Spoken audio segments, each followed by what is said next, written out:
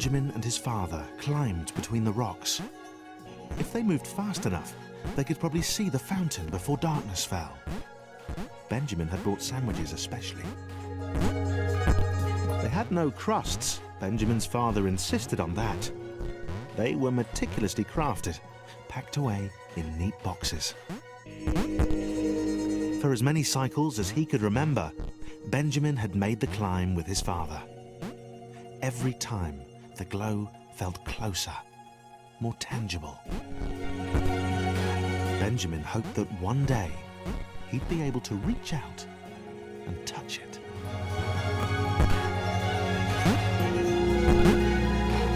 Benjamin ran. His father had sent word that it was ready, that it was actually done. There had been a few misfires. Benjamin had seen the rectangle who'd tested Mark 26. More of a trapezium now.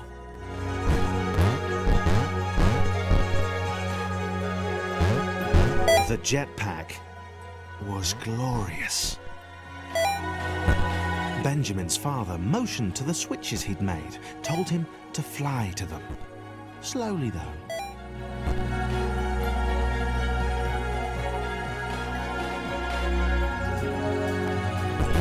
Benjamin ignored him, of course, hitting the sequence as quickly as possible.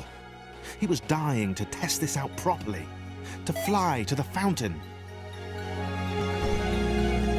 Just a quick flight up to the fountain. Benjamin was sure his father wouldn't mind. The locked doors were a precaution. The spike walls, a friendly reminder to be aware of his surroundings.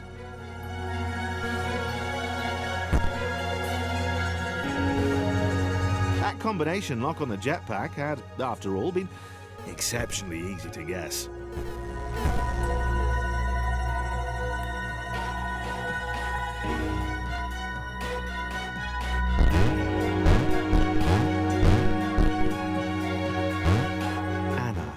Was done. The fountain had sounded like a great idea when she started. An adventure. And more importantly, it was an adventure she could have alone.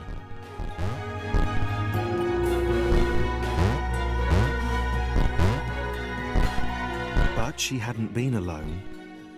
And they had seen her.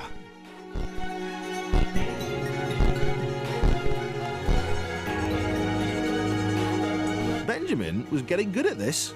They could fly. It was important to stay focused, though. He had a fountain to get to. Get to the fountain, touch it, get home for dinner. His father wouldn't even notice he'd gone anywhere.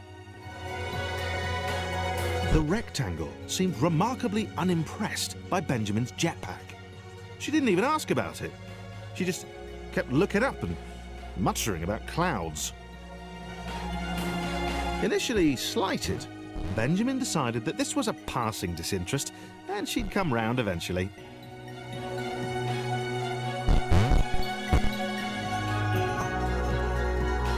Anna tried to talk the obnoxiously single-minded Square out of his plan.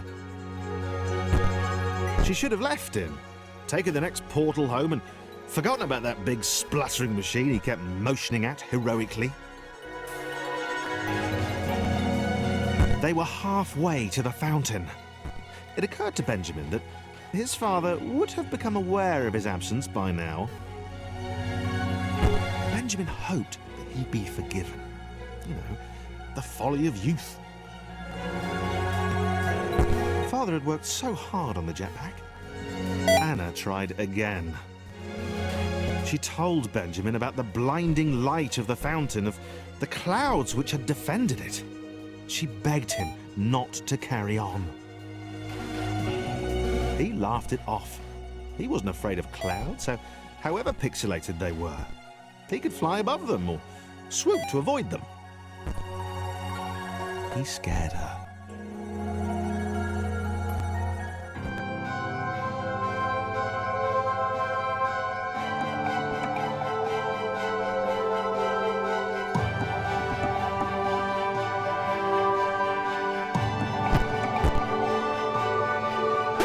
Sarah was awed by the square. Its voice boomed, raised above the roar of the jetpack. You don't happen to have any sandwiches, do you? Benjamin liked the little purple fangirl. She was kind of cute. And she seemed really impressed with his jetpack. This was how Anna should have been looking at him all this time. But no, she was pure naysaying. She did understand the dream he had, the importance of what he was doing. That double jump was cool too. The Fountain of Knowledge sounded fantastic. Benjamin hadn't told her what it was, really. She suspected he didn't know. He ploughed off ahead while she jumped behind him, helping the increasingly resigned Anna. Sarah suspected Anna had no faith in Benjamin. She was scared. Ha! She had not the faith to believe in their leader. Sarah found herself thinking more epically. She suspected it was Benjamin's heroism. Well, every hero needed a faithful disciple. Maybe that was her. It definitely wasn't Anna. Anna was definitely done this time. She had tried. The self-aggrandizing square and the purple orator were never going to listen. She locked the door behind herself. She would stay here where it was safe. She could wait a few cycles. Who knew? Maybe this would be enough. She was done with adventure. And she had no idea what sandwiches even were. Sarah laughed, but she had no fear now. The doubter, Anna, had hidden away.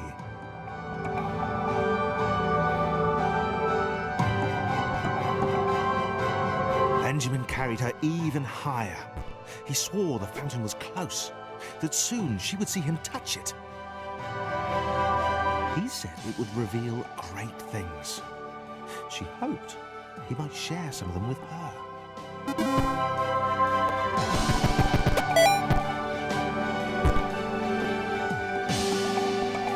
The world surrounding the fountain was brighter than the rest. Light seemed to engulf the space around it, pouring into the chambers. Benjamin was close. The jetpack was working. Benjamin thought of his father again. He thought about how proud the big square would be of what he'd accomplished.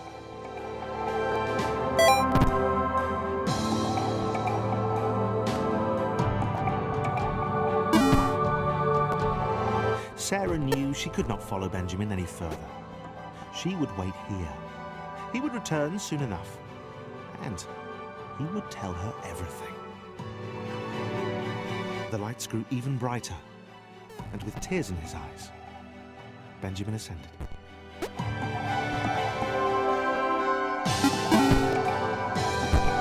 It shone before him, its light reverberating off the walls percussively.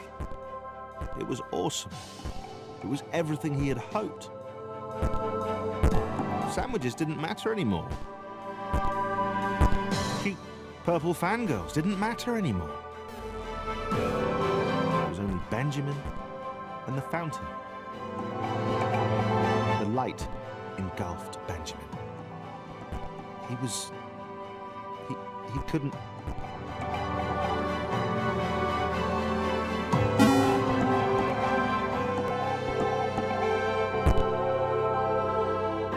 Benjamin was blind. He had seen shadows, bright lights, data in innumerable and unimaginable combinations, and then it had gone. He wasn't ready. He sat. There was nothing else to do. He'd try and find his way home tomorrow.